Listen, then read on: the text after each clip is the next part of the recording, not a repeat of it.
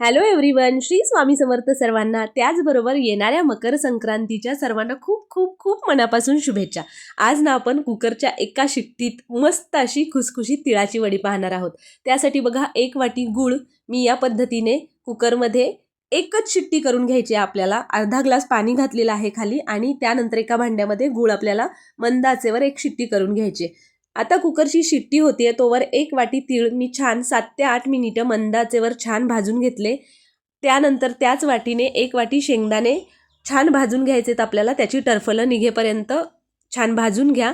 थंड झाल्यानंतर मिक्सरच्या भांड्यामध्ये घालून घ्यायचेत. आता मी इथे थंड झालेले तीळ मिक्सरच्या भांड्यामध्ये घातलेत. त्यानंतर यामध्ये घातलेले आहेत शेंगदाणे. आता याला आपल्याला मिक्सर चालू बंद करत याची पावडर करून घ्यायचे. तर इथे बघा, या पद्धतीने आपल्याला याची पावडर करून घ्यायची आहे.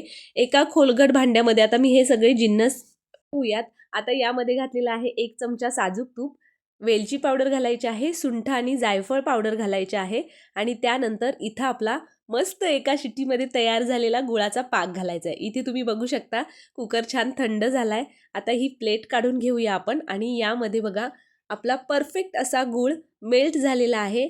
त्यामुळे गुळाचं पाक करण्याचं टेन्शन नाही. त्याचबरोबर हाताला अजिबात चटके बसणार नाहीत, कारण हा छान मस्त हाताला सोसवेल असा एवढाच गरम असतो. आता हा जो गुळाचा तयार पाक आहे तो या आपण मिश्रणामध्ये घालून घेऊ.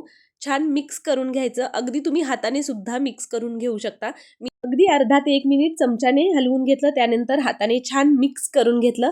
आता एका ताटाला छान तूप लावून घ्यायचं आणि त्यामध्ये आपल्याला ही वडी थापून घ्यायची आहे.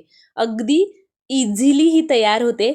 त्यानंतर मस्त एका फुलपात्राला थोडं तूप लावून छान त्याला एकसारखी थापून घ्या. त्यावर तुम्ही तुमच्या आवडीप्रमाणे बदामचे तुकडे घालू शकता किंवा पिस्त्याचे काप घालू शकता छोटे छोटे. आणि यानंतर थोडेसे भाजलेले तीळ मी बाजूला ठेवले होते, त्यातले तीळ घालून घेतले.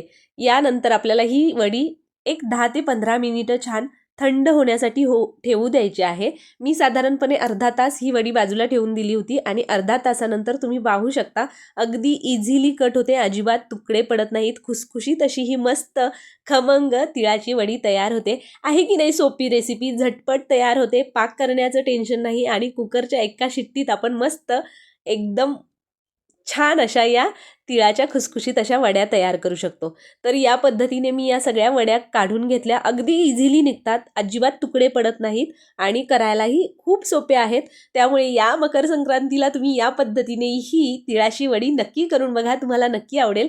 आणि खमंग मस्त खुसखुशीत झाली होती. 1 वाटी तीळ, 1 वाटी गूळ वापरलाय आणि 1 वाटी शेंगदाणे. हे परफेक्ट प्रमाण आहे. परफेक्ट गोड झाल्या होत्या आणि मस्त करायलाही अगदी सोपी आहे. चला तर मग ही तुम्हाला मस्त खुसखुशीत अशी मकर संक्रांत स्पेशल तिळाची वडीची रेसिपी कशी वाटली मला कमेंट करून नक्की सांगा.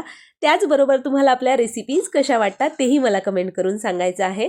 तुम्हाला जर आपल्या रेसिपीज आवडत असतील तर आपल्या आदिश्री रेसिपी चॅनलला सबस्क्राईब करायचं आहे.